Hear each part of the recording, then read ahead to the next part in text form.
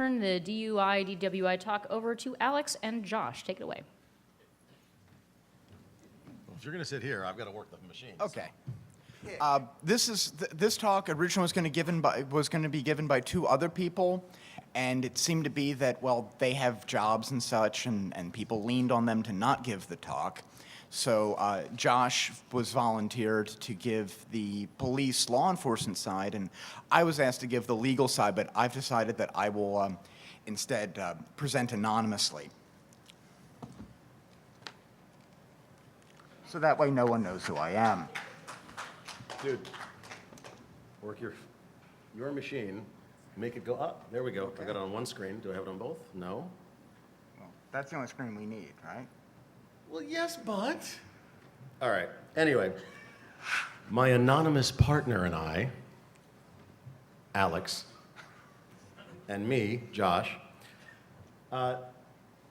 this is not our employer's opinions. This is not our opinions. This is factual, but not our opinions at all. Pretty much what we're going to be talking about is factual. Why am I leaning over? Dear God. What we're going to be doing is explaining DWI, DUI. We're going to be talking about what happens during pre-arrest, arrest, a little bit after arrest, mostly jokes. We're going to be talking about what happens, how it happens, physically, psychologically, all sorts of different things. This is not how do I beat. This is what's going to happen to me, what should I be afraid of, because we're going to scare you straight. Or gay, if that's the way you are. No offense intended. So, we don't care about your DUI case. Honest, I don't give a crap, okay? If you have a DUI case, because you drank and drive, you're an idiot. If you have a DUI case because you were hopped up on Adderall and you're like, but it wasn't alcohol, you're an idiot. If you have a DUI case because it's DUI, driving under the influence, not driving while drunk, because you had cocaine, heroin, speedball, crushed Adderall snorted through your ass, whatever, you're an idiot. Don't drink and drive. Don't drug and drive. Hell, half of you probably shouldn't drive, but that's another story. This is our agenda. We'll go over it as we go along. Gee, this is tough. Alex, do you really want me to go over the agenda? Or is it the yellow text? Sorry, it's green on the screen. We didn't realize it would do this. Your machine, I can't see the screen, dude. Go for it.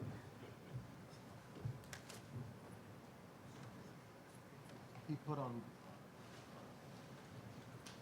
Nope. Fuck it. Well, as you can see, Rope, who's got a rope? As you can see, that is my system font. It annoys people greatly. I've actually had people try to pwn my machine just to change the font. But you're not man enough to pwn his machine. Person? Are furry enough. Puppet enough. Puppet with a fursuit enough. Just make it.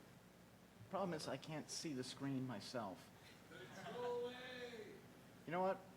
As always, this is not going to be Xconfig for lawyers. You're just going to have to. Why did I do that? Do not. Okay. What the hell are we doing here, dude? Go to slideshow. If you're running Windows. Details. You know what? Fuck it. You guys are going to have to deal with yellow. Okay. My part of this, Josh, you're not presenting anonymously. I'm going to go through the basics of criminal law in the United States. What does it take for a law enforcement officer to legally stop you, arrest you, convict you? The three standards by which they have to be able to stop you is articulable suspicion that you are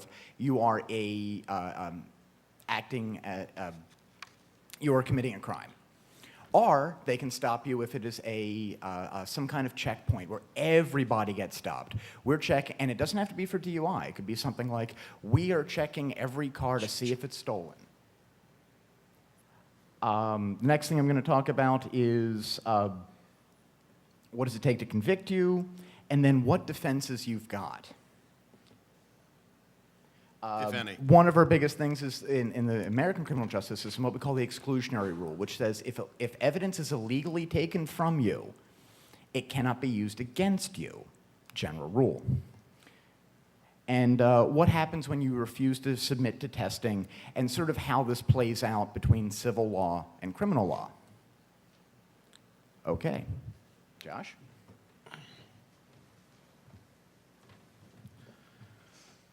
All right. There's a lot of misconceptions. There's a lot of people going, oh, if you do this, it'll work. If you put this, if you do this, if you happen to drive this way, don't take that road, do this. Yeah, 90% of them are bullshit. Okay, let's be honest here. So let's talk about this stuff. What do we got? Why is the legal limit 0.08? Does anybody know?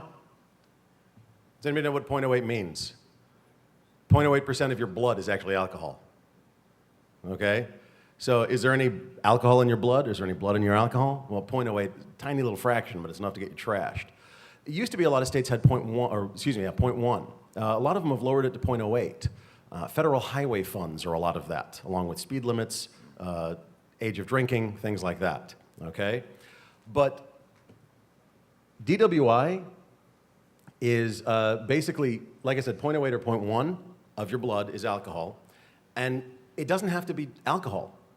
Remember, DUI, driving under the influence of what? Doesn't friggin' matter, okay? I'm on cocaine. They can't give me a DUI. Yes, they can. They don't have to have a breathalyzer or an intoxilizer test to arrest you or convict you for DUI. They can have, he's really fucked up. But they can't actually stop you if your blood is actually 0.08 cocaine, because I don't think you'll ever stop.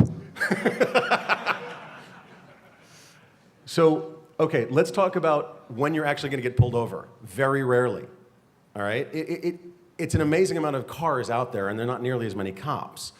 They're never going to pull me over. Yeah, you're weaving all over the road. They're going to go, you know, something's wrong with that guy. Let's go take a look. So the actual odds of getting pulled over and arrested are actually not that high, but they're high enough to bet on in Vegas. Okay? So don't do it. I think it's 1 in 20,000 actually gets pulled over and arrested. 1 in 2,000, sorry, chance of getting pulled over. 22% chance of actually getting arrested once you've been pulled over. Now, let's talk about alcohol. Every drink you take, whether it's a shot, 1 ounce shot, whether it's a glass of wine, I think it's 6 ounces for a glass of wine, or a beer, about 12 ounces, gives you the same amount of alcohol. And I know you've seen the commercials. They all have, look, this equals this equals this, and this is bad. If you have 1 drink, are you drunk? Probably not. You might be. I'm a lightweight, all right? Seriously, no joke. I'm not small, okay? Trust me, not small. And 3 drinks, and I'm going, I need to sit down, okay? Some people drink about a case, and they're just fine. That's why they call it passing the bar. So everybody's different. Now, women on the whole, on average, I should say, drink the same amount as a man of same or similar weight, and they'll be more drunk, okay? It has to do with the proportion of water and fat and everything else, okay? But basically, a woman has 3 drinks, a man has 3 drinks, and they're about the same height, weight, et cetera, and the woman will be more effectively drunk, less capable. Does that make sense? And is that right? Wrong? It's science. Sorry, dude. It's the way it is. Okay? So if a woman has 5 drinks and you have 5 drinks as a guy, and you're both driving down the road, who's going to get pulled over? Well, probably her. Sorry. It's the way it is. I apologize. There is an actual real scientific gender gap. Okay? So that's the misconceptions. That's the legal-ish of the limits and everything else. Oh, my. Yellow sucks. The reason why we did it was that way I knew when I was supposed to get up and talk. So, how can a law enforcement officer, first step is law enforcement officers out there patrolling, doing what they do. They see the driver. What do they have to see or experience that allows them to legally stop the driver? They have to have evidence, as in visual evidence, that witnesses or suspects a violation of traffic laws. Something as simple as an inspection sticker that's invalid, out-of-date registration, a vehicle. Broken taillight. Or something like, I see evidence the way this person is operating their car, or vehicle, vehicle is the important word, in such a way that gives me a articulable suspicion. So I just have to be able to, put in words, based on that law enforcement officer's experience and training, that I believe that person is violating the criminal code. Now, they can do a DUI or other enforcement checkpoints. This is really interesting when they'll do them at, if you live on the East Coast, there are these things called toll booths. If you live in New Jersey, they're everywhere. I'm sorry, I grew up there. It's like, oh yeah, why isn't there one in every corner?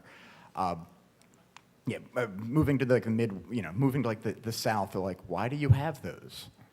Where's the toll booth? But anyway, so they can put a cop there and just watch and stop everyone and just do a quick eye and see, what are you doing? Those are both legal things that allow an officer to stop the motorist. If all motorists are stopped, that's lawful as well. But it has to be some kind of enforcement checkpoint. We're checking to see, is your car stolen? This happens a lot in certain large motorcycle rallies where they will check to see if you are compliant with the vehicle code, i.e., is that muffler a little too loud? They can stop everyone for that. And while they're interacting with the operator, they go, someone's a little drunky. One note, evading a checkpoint, as in you do something and you violate the vehicle code to avoid the checkpoint, that would be probable cause that you were doing something wrong.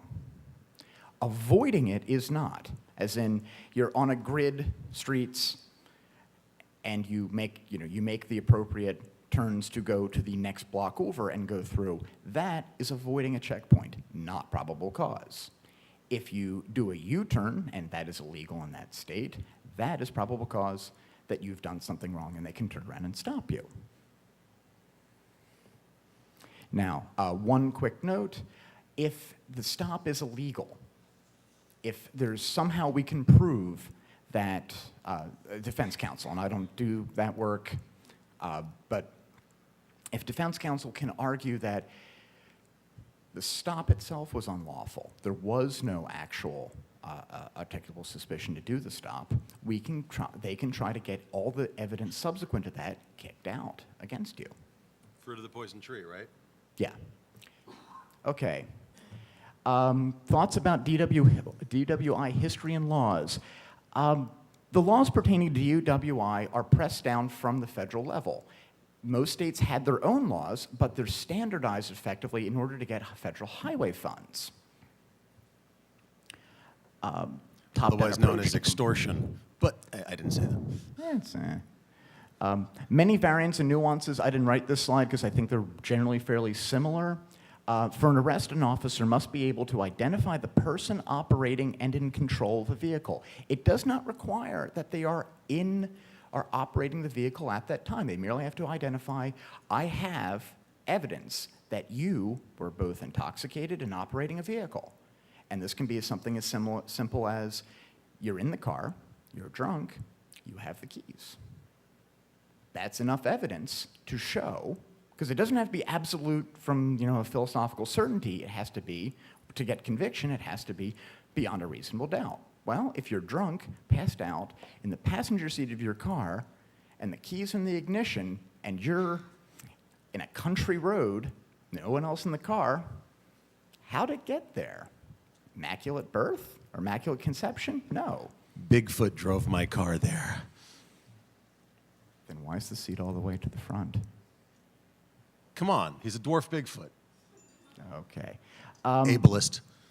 So, and I read a bunch of cases to figure this out. I practice in Pennsylvania, so I read Pennsylvania cases. And the interesting bit is the second one, a vehicle. Reading stuff about conveyance. And there are a fair amount of Amish in the Commonwealth of Pennsylvania, and there's some argument about is a horse and buggy a vehicle for the purposes of the Pennsylvania Vehicle Code, and it turns out it is, because it's some conveyance by which you go on the roads. But there are all these cases where people try to defend, like, I was driving a train. That's not a vehicle. And then some poor schmuck law clerk at a judge like, I got to go argue this, write like an 18-page opinion going, well, it's got wheels, it moves, someone has to operate it. I'm really waiting for the subway one, like operating a subway while drunk. It's actually happened. I know. In New York City, by the way, it's actually happened. There have been cases of subway operators being drunk.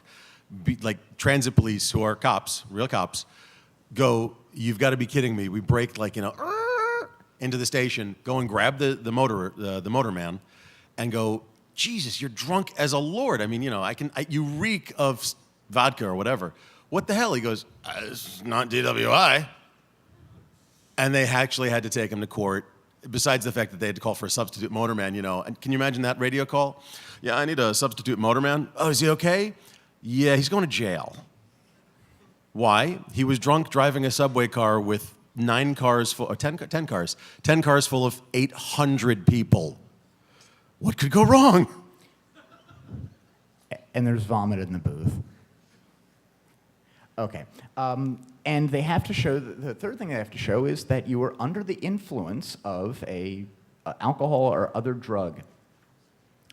Law enforcement, the prosecutor in this case, has to prove all 3 points, all 3 of these elements of the crime to get the conviction. It's based on the cumulative point system, I'm not sure why that's there, sir, who wrote these slides, implied consent. There's another rule that as a part of the vehicle code of pretty much every state, there's what we call implied consent, which is you consent to be tested when the officer says, I wish to test you. Driver's license is a privilege. When you sign up for one, you sign away some rights.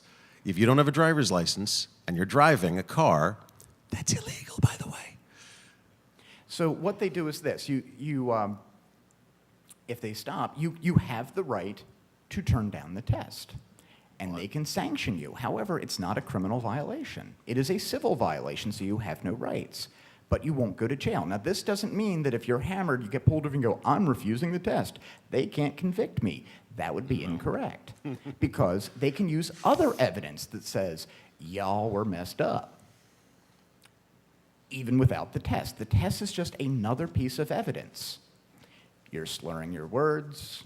You're dancing, you're doing whatever else you do when you're that drunk. Acting like Alex. Yeah. Love you too, Josh.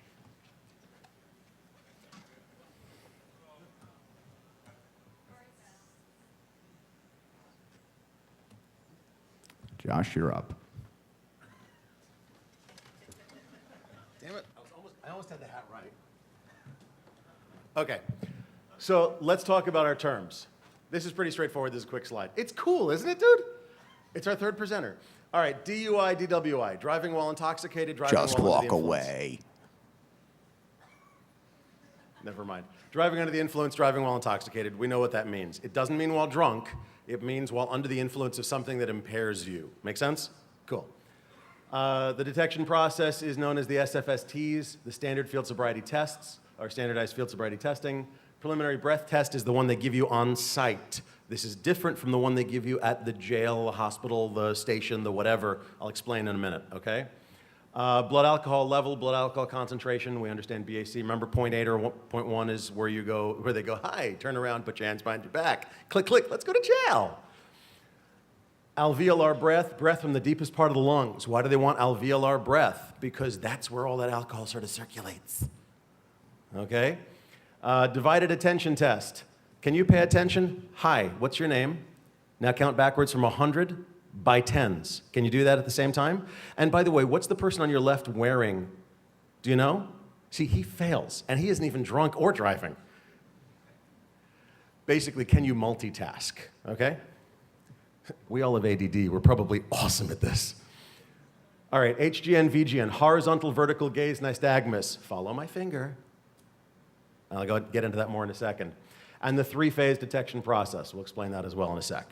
So these are our terms, just a nomenclature, jargon, so you get the idea. Okay, so there is the three-phase detection of you drunk, okay? One is the vehicle in motion. Now, what is a vehicle in motion? Hopefully going down a straight line. If it's not a straight line, that's a problem. Then there's the personal contact, the pre-arrest screening, and the preliminary breath test. So it's a three-phase, four-phase, well, nobody expects the Spanish Inquisition process. This is the important part. Everything has to be standardized, okay? As I go through the three phases of getting you arrested, everything has to be a standard process, standard procedure. Has anybody here ever had to do that for your data center or for anything like that? ISO 27001, anything like that, right? Okay. A lot of people. You understand the idea, at least. You have to have a process and a procedure, and you have to stick to it. If you don't, there are penalties. So when an officer says, and by the way, Alex, the lawyer, said it has to be an articulable reason to pull you over, right? Okay? I have to be able to write out, or say out, and then write out why I did it. And it has to be the same every time. I mean, it doesn't have to be, I saw him swerve to the right, then the left, then the right, then the left. Next case, right, then left, no. But every time you have to give a very stable, solid, reasoned way of what you did and why you did it. And you have to follow a fairly solid formula every time. So, I followed vehicle X with license plate Y at speed Z. He was swerving all over the road. I determined that this was an inappropriate use of the roadway and a potential violation of the driving code. Therefore, I pulled vehicle over for a license registration and insurance check and to determine whether there was a problem with the vehicle. Next case, you're going to say roughly similar things. You'll explain what they did, but other than that, it'll be pretty much word for word. It's a standardized formula. I walked up to the vehicle on the left-hand side. The vehicle was this color, was this age, was this make, was this model. I determined this, I saw this. I saw the open bottle of vodka in the passenger seat. I saw him leaning out the window puking. I smelled vodka from 30 meters away. I determined I probably was going to have to perform the SFSTs, okay? Again, when I was a cop, there was a very, very simple maxim. They said you can only be a cop in one circumstance, if you can write it. If you can't write it, don't fight it. Okay? Don't get into a fight if you can't write it out. Because if you can't write it up so that we can defend it, you're going to go to jail as a cop. So they're going to do things in a standardized fashion, okay? That's way, and the reason for that is because basically if you don't standardize it, let's say I arrest these first three rows right here, about, what, 10 people or so? And I have report after report after report after report after report after report after report, and they're all in that nice formula. They're easy to read, they're clearly articulated, everything works, and then the 10th person, she's up here, and she pissed me off. She just pissed me off. I should have picked on the one behind you, but that's okay. She pissed me off, and so I didn't even bother with the SFSTs. I just slung her in the back of the car cuffed and took her to jail. And her lawyer's gonna go, really? Can I see the other reports you wrote that week, that month, that quarter, that year? Sure, here they are, because that's part of discovery, right? Yeah. Okay. And he's going to say, hey, you followed this procedure for him and him and her and her and her and him and her and him, and you didn't follow that procedure with her. Why? Was there a personal bias? Sexism? Ageism? Ableism? Because she's got a red purse, isn't it? Yeah. We all know those ginger purse people. I think we're going to walk away from this one, aren't we? And the judge is going to go, yeah, sorry, dude, out of here. Everything's got to be the same. Does that make sense to everybody? Okay. So for each jurisdiction, different nuances. It changes a bit, it changes a bit, it changes a bit. You know, we have toll booths in Jersey, we have toll booths in DC, but you go to Delaware and they go, tolls? What the hell is that? Okay. Everything's different in different places, but the idea is the same. It's got to be consistent. It's got to be articulatable. Articulable? Articulable. It's got to be the same way every time. Okay. Okay, vehicle in motion. Now we're going to go through the phases of pulling you over and going, hey, jail time. Look what you've won tonight. Would you like left door number 1 on the left side of the cop car, or door number 2 on the right side? Those are your only 2 choices. Okay, so vehicle in motion, visual cues of impaired operation. He was swerving all over the road. Okay, he was everywhere. That's a visual cue. Recognition and description of initial cues. I recognized he was swerving all over the road. Okay? Again, can you articulate it? Can you write it? Reinforcement of cues and decision to stop vehicle. I pulled up behind him, put the lights and sirens on, and he still swerved all over the road. That's a reinforcement. Now, if you're, nervous and a cop coming up behind you and flipping his lights on, making, oh God, that's okay. That's not going to get you arrested. All right? Relax. What that's going to do is he might pull you over, but that's not an arrest. What is an arrest? When I can say as a cop, hey, I saw him swerving, I did this, we'll go into this and that in a second, but it's an additive process. I'm adding evidence to the pile. When the pile gets this high, I've got probable cause. When the pile gets this high, you go to jail. Does that make sense, everybody? All the evidence we're going to talk about right now is additive. Okay, it just keeps adding. It's probably not a legal term, forgive me, but it just keeps adding onto the pile. Okay? So the first phase is I see a car acting funny in some form or fashion. Point 1, couple of points there. Okay, we're adding to the pile. Next. We're going to stop him. Is he going to try and flee? Because that'll be fun. If he's not going to flee, if he's going to pull over, that's great. That's a normal response. If he pulls over 10 minutes later, that's not a normal response. If he pulls over and then pulls out, if he pulls over and pulls out, and I've seen it happen, it's really weird. Like, would you make up your mind?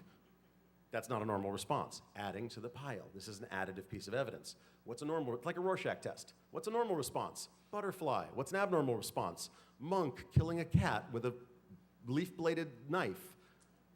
Okay, we'll talk.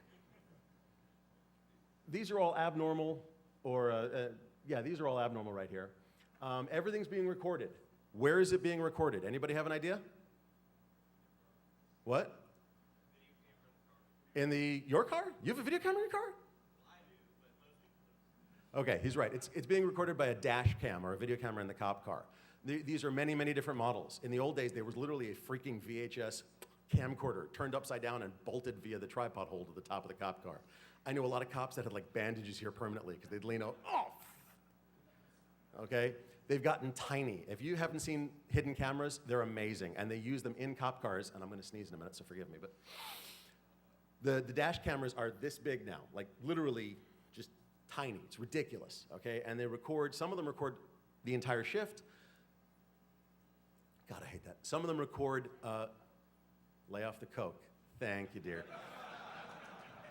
That's my fiance. If you didn't see ShmooCon, you didn't see us get engaged. Anyway, recorded, sorry, dash cams. The dash cams are tiny. You can't see them. Sometimes the camera's on the cop itself. Okay, there's a dash cam and a cop cam. Some of them don't have cameras on the cop. Some of them have a microphone on the cop that feeds the camera. So you're like, oh, I can say anything. I can go, hey, fuck nuts. And they won't hear it on the camera. They might. Guess what? That's called additive evidence. Rude to the police. We don't like you anymore. Okay, so everything's being recorded. Keep your wits about you. Okay. So we've got the vehicle stopped. We've pulled him over. He didn't attempt to flee. It was a normal response. Okay, I don't add anything to the pile, right? Okay, cool. I walk up. Yes, officer? What can I do for you? Oh, okay. He's speaking normally, not slurring his words. These are normal responses. So now I'm making personal contact, right? Okay, I'm seeing somebody. Now sometimes you see interesting things. Can you guys see that? It's kind of smaller in there. If you can't see that, I'll explain it. It's a guy having his hands in handcuffs behind his back, having a smug cop holding this guy's shirt up to where it reveals the tattoo, "Fuck the police." Oops, hoist on your own petard, sir. Okay, so personal contact. I'm talking to somebody. Hello, sir, how are you today? Are you doing all right? He's drunk. Okay, sir, so I'd like your license, registration, and insurance. Can I see those, please? I don't have mine with me. Really? You're definitely going to jail, and your car's getting towed. But let's talk about your drunkenness for a moment. No, seriously, it's a personal contact thing. I talk to you, I take notes of what's going on. It doesn't even really matter what I say. That's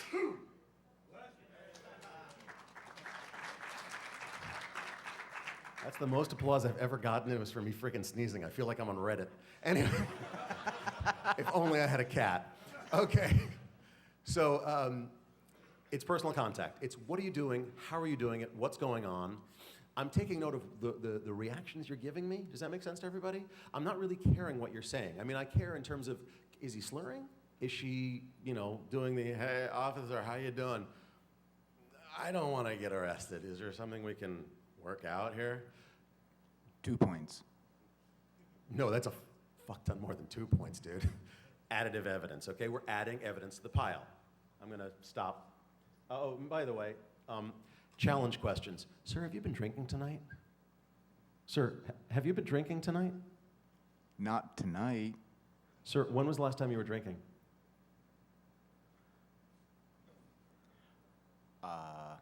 Today. He just said, hi, would you take me to jail, please? Okay, so basically, if you get stopped by an officer and he says, sir, have you been drinking? What do you say? Well, okay, are you gonna lie to the officer? Because we don't wanna do that. Seriously, we don't. Officer, if you're gonna ask me questions to get guilt out of me, I'm going to take the fifth. I'm not actually joking. You're not allowed to admit guilt, all right? If you haven't heard about your Fifth Amendment rights, go talk to the EFF. They're really nice people, okay? Now, if you go, dude, I'm gonna take the fifth, he's gonna be like, a fifth of what? But seriously, don't admit guilt, honest to God, because if you admit guilt, you're just giving up, all right? Make him work for his money, make him work for his salary, okay? Believe me, if you're drunk, he will get you. This is not a talk on how to beat this, because you're not going to. All right? Don't try and beat it. Please, seriously, because I don't want you drunk and on the road, because you'll hit me and you'll ruin my haircut.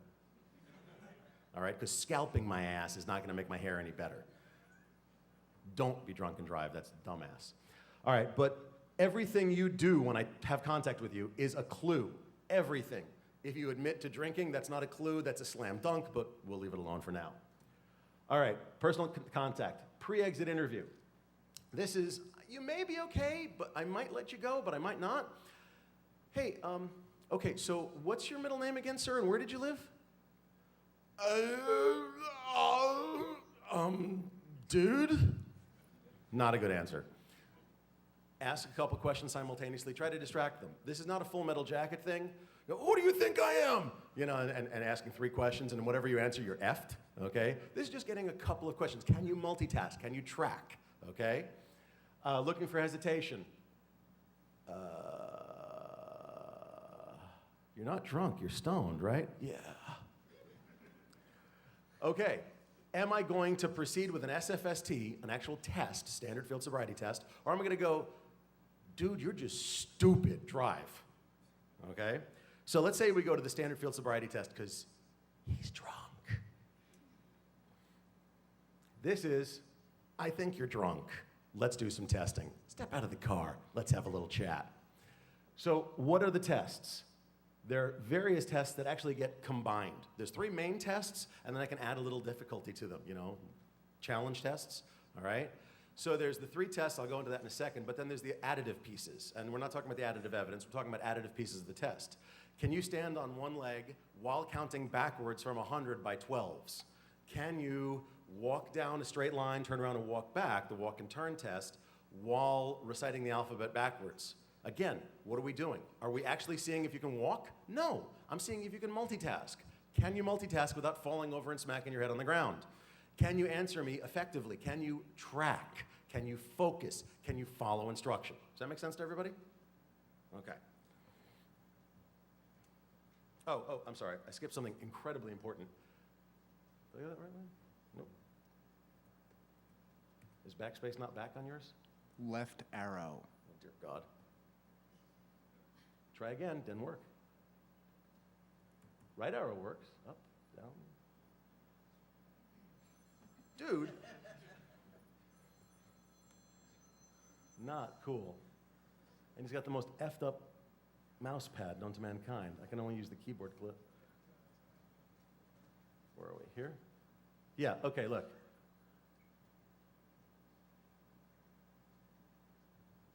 Slideshow. There we go. Okay.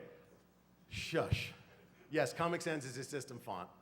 He does that just to piss people off. You missed the first part of the lecture. All right. Here, right here. Are you on medication, sir? Do you have eye problems? Are you nervous? I don't want you to be nervous. It's cool. If you're nervous, take a breath. It's cool. Why? Because when you go to court and you've got a DUI lawyer, and the lawyer says, hey, he was on medication. Here's his prescription from the tame doctor I have that backdated a prescription. Okay? You can't do that if he asked you, are you on medication? And you said, no, I'm not. Okay? He's ruling out literally things you can do in court up front. So if he goes, are you on medication? I'm high on life, sir. That's a joke. But are you nervous? Yeah, I'm nervous. This is really scary. You've got a gun, man, and like a baton, and I don't know where you want to put the baton. And you look like that kind of, you probably don't want to say that to him. So, I mean, yes, I'm nervous. Yes, I'm a little scared. Yes, it's a little weird for me. Can we talk about this? You know, give me a minute. Can you? I'm hard of hearing. Can you repeat the questions until I can track them? Because I'm drunk off my ass. Probably don't say the last part. Again, don't admit guilt, okay? Fifth Amendment, please. Seriously? All right, so challenge questions. Do you have eye problems? Are you on medication? Oh, I got a cold. You know, I mean, I don't know. Be honest. If you have a cold and you're on cold meds, tell him. It's a legitimate thing. If he goes, dude, you're not fit to drive. I didn't realize, officer, this cold medication is something I haven't tried before. I'm a little woozy. Would you mind if I called a friend to come get me? Cool. We're doing a lot better now than you had 15 G&Ts at Alex's room party last night. You're probably effed up. Okay, so, again, don't try to beat it. But if you can get home safely without getting a ticket or going to jail, it's always a nice win. All right, 3-test battery. These are the 3 big tests, right? These have been proven and tested in court 1 billion times. You've got the HGN, the WAT, and the OLS. What the fuck? Okay, that's the horizontal gaze nystagmus. That's the finger in front of the eyes, follow my finger. The walk and turn, and the one-legged stance, okay? So, or one-legged stand, sorry, I apologize. So what are they for? The horizontal gaze nystagmus is a physiological test. I'll get into that in a second. But the walk and turn, this is the one where they go, hey, I want you to stand up, do not move until I give you all your instructions.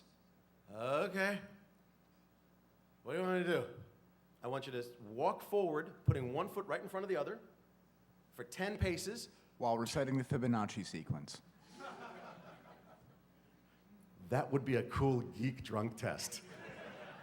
How many people here could pass that drunk? Okay, minor story.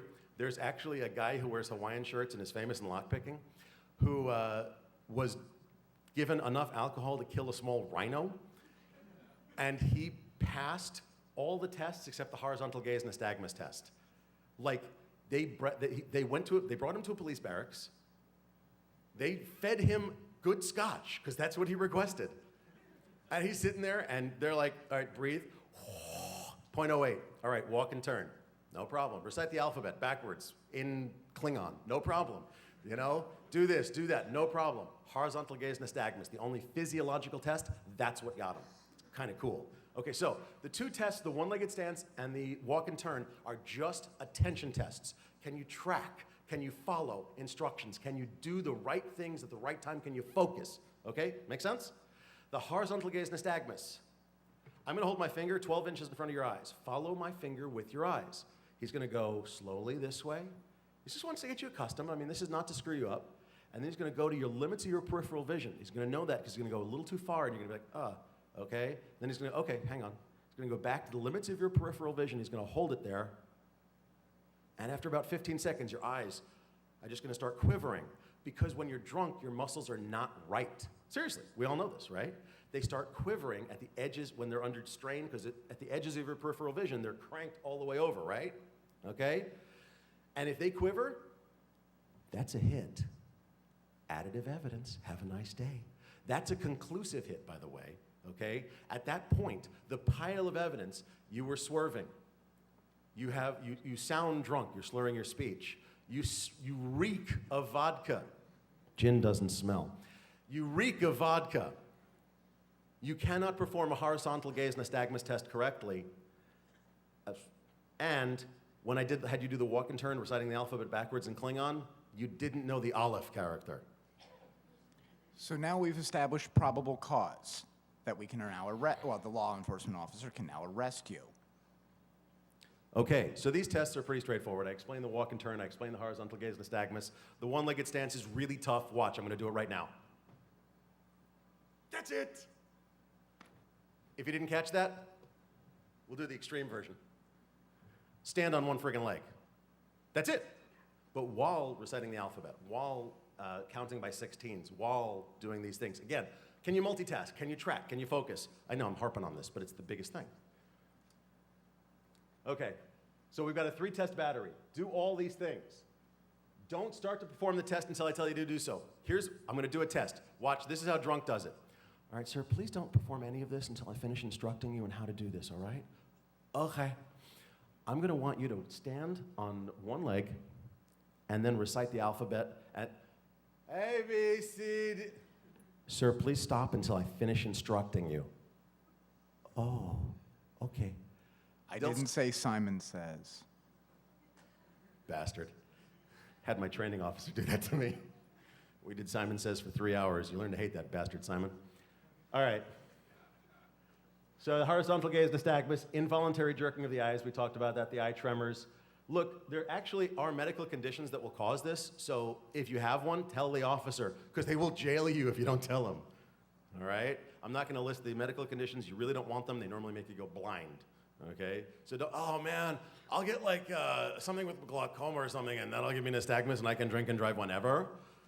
You'll be blind. You won't be driving much, motherfucker. Okay? So don't do it. All right, the preliminary breath test. Hang on. How am I doing on time? Oh, shit. Not good. The preliminary breath test, on site. I've got probable cause, right? I'm going to give you a breathalyzer test on site. How does the breathalyzer test work? This is the technical stuff. All right, it's not admissible in most states. Actually, I think almost all of them, to be honest with you.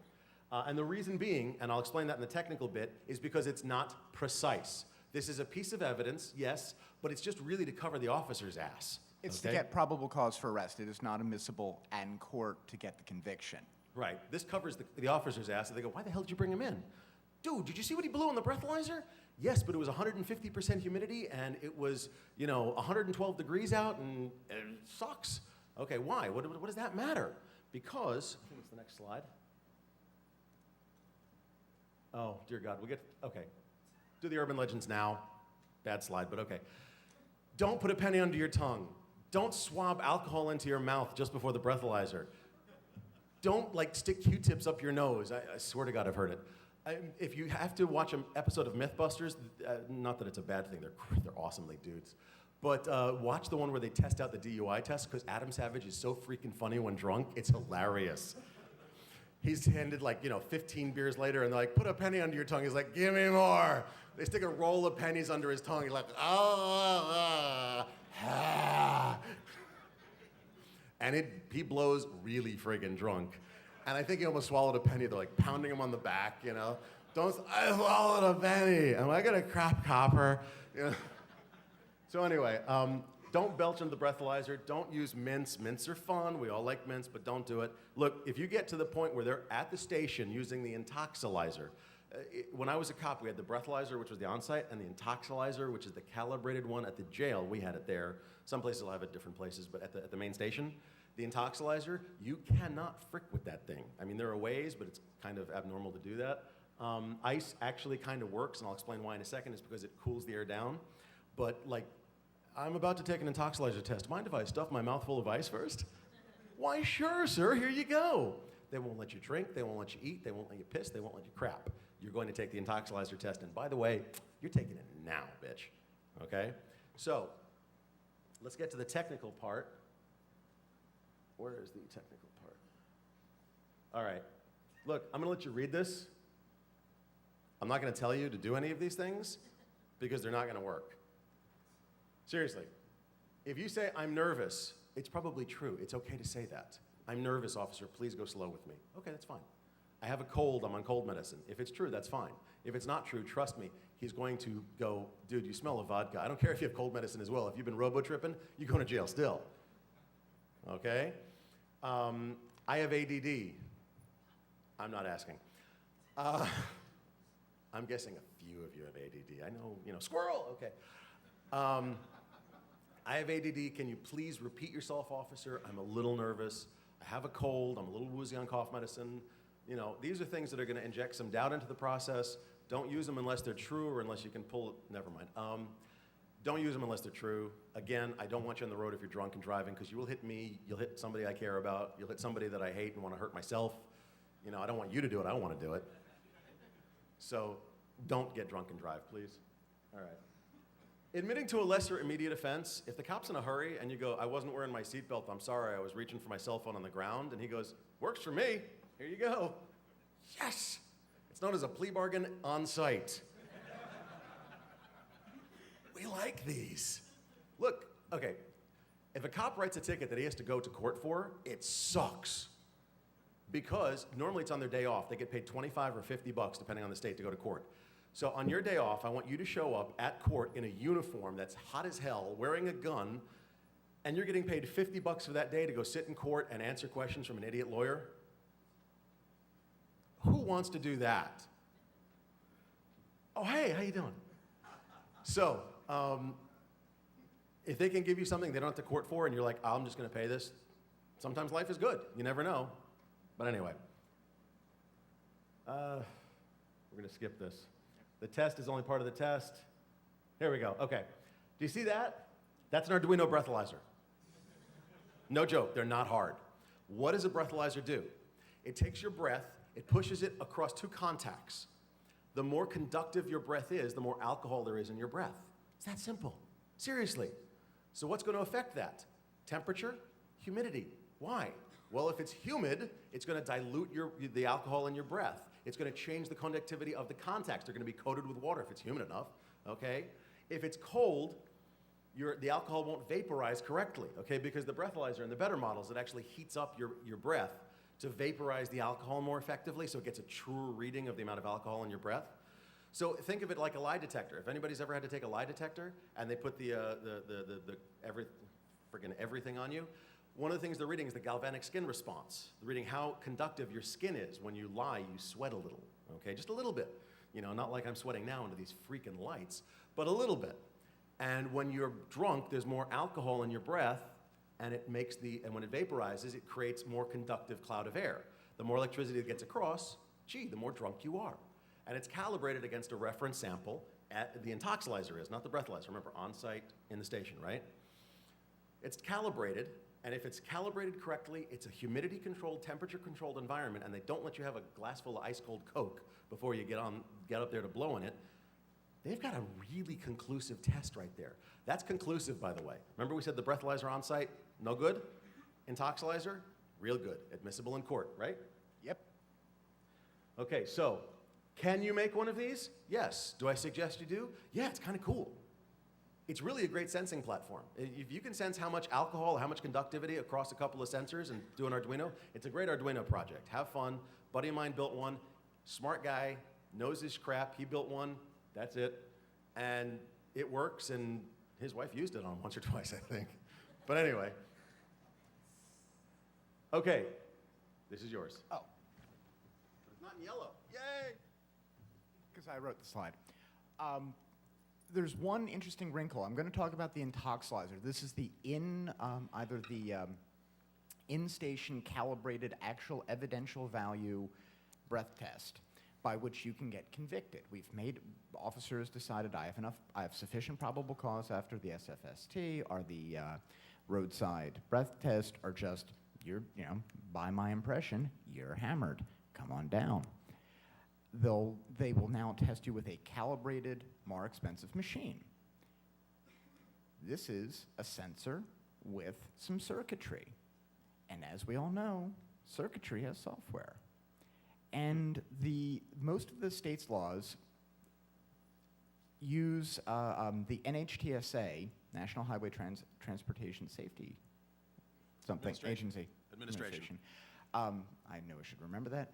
They promulgate a list that says these are the approved models, makes and models of the evidentially very valuable boxes that you can do these tests.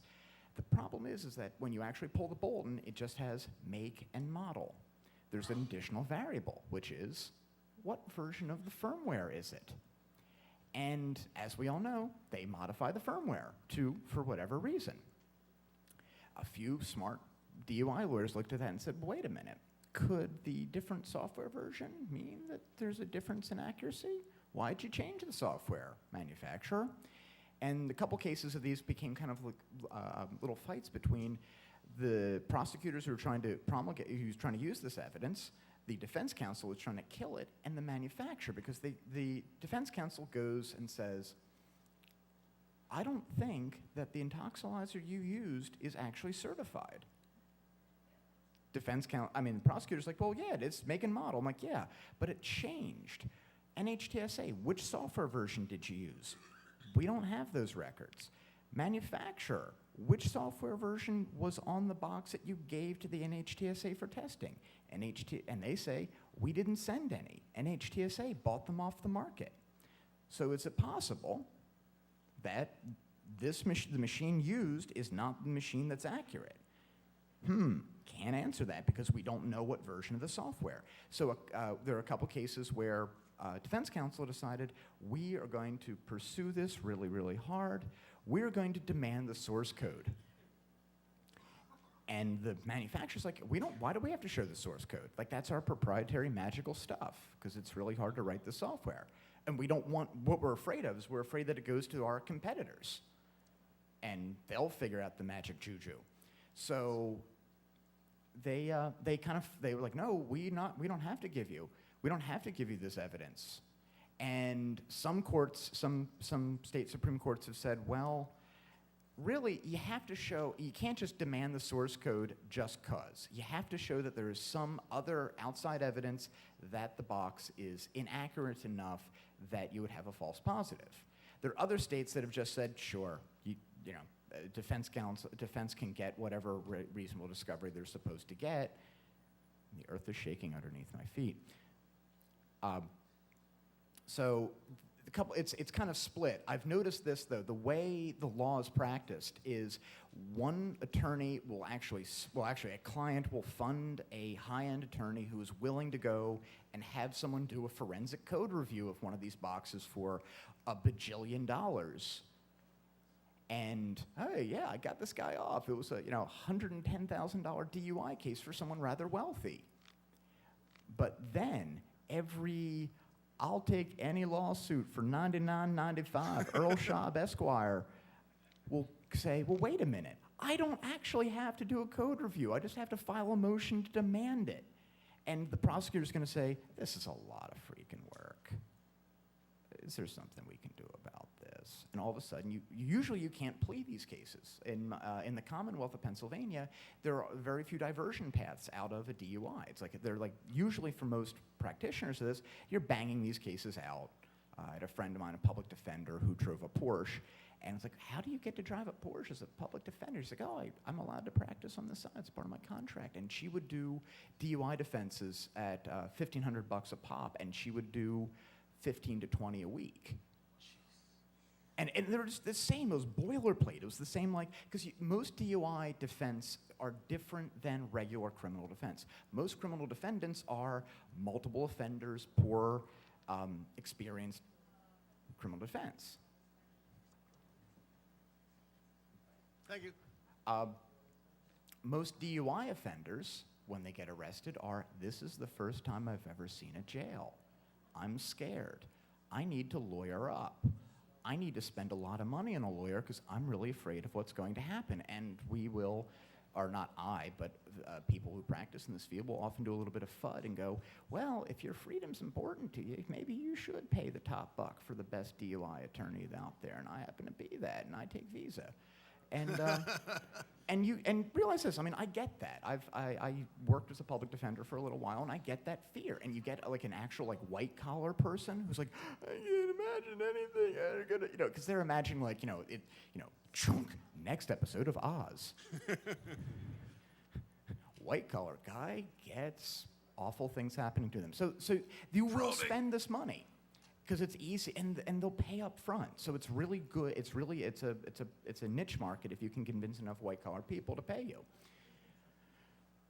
So fighting this, actually running these cases, you do one of these motions and fight it, and sometimes the prosecutors will back off, or the prosecutors will like, oh God, this is a lot of work, maybe, and it also means that everyone involved in that particular stop has to show up, and it slows the officers down.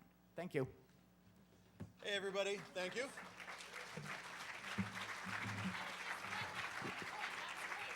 So, Hackers for Charity donated some T-shirts for me to chuck and patches and stuff. The silent auction for Hackers for Charity ends at 1:30, so if you haven't been down there to get your Kisbee, go down there and bid on it. It's the only Zigbee sniffer out, period, right now at all. Where is it? It's in the vendor area down on the mezzanine level. Go to the Hackers for Charity booth, and